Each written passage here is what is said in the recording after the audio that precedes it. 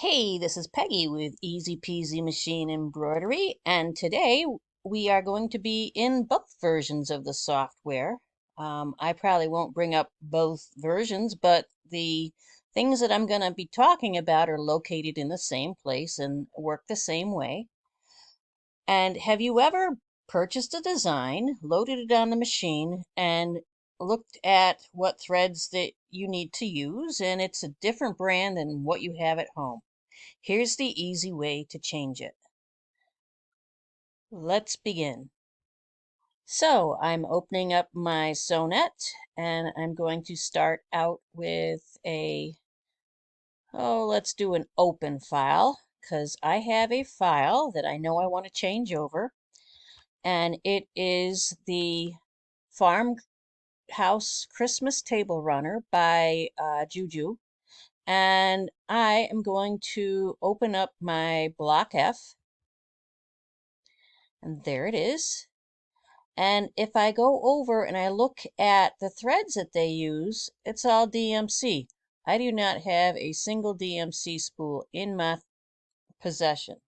So what I'm going to do, and this works the same way for both versions of the software, all you got to do is go to Color and Tone, go down here to Original Threads, where it says Original Threads, and change it to whatever thread brand that you use.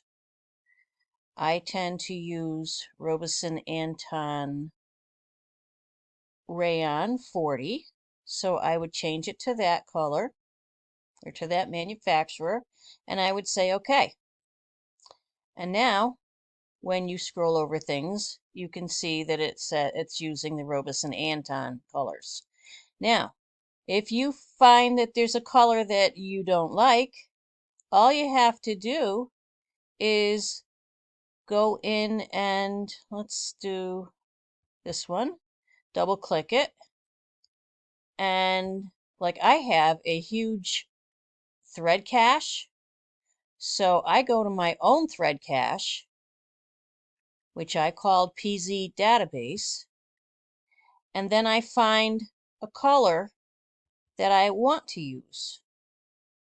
So that was a yellow, so I can try this one or this one, and I can substitute that color.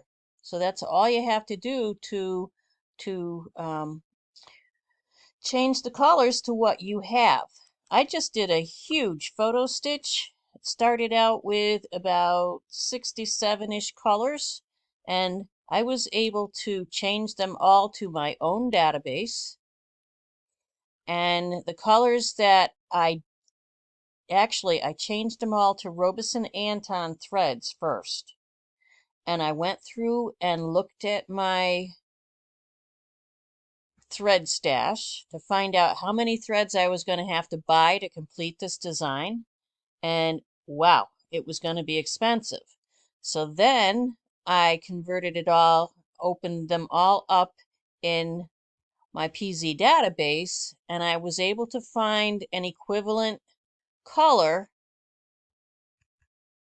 to what was in the design.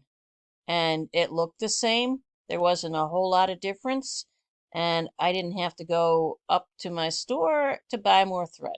So learn how to use that color sort and the thread cache. I have a video someplace about thread cache if you look. So hope you enjoyed this video and have a happy holiday.